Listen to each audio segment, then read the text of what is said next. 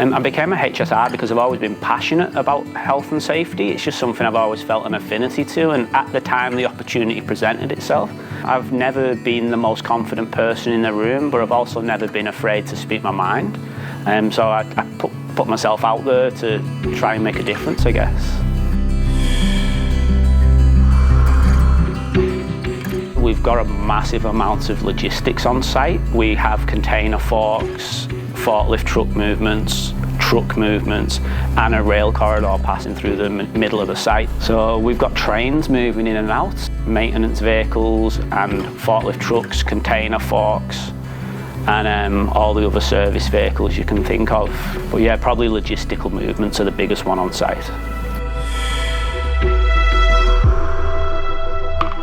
So where I came from in the UK, I worked at a chlorine production yard, so they used electricity to break salt water down into chlorine, hydrogen and caustic.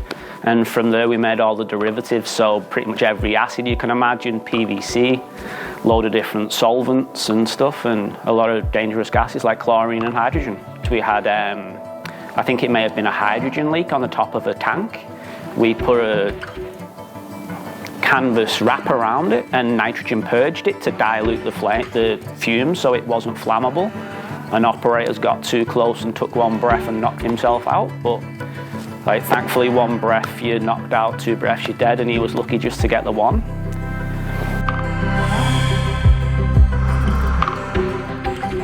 Well, I've used Google Translate to help me get information across to some Korean welders that work for one of our local companies. I was trying to explain myself and his English was a little bit broken, and yeah, I just spoke what I wanted to speak to in Google Translate and it solved the language barrier.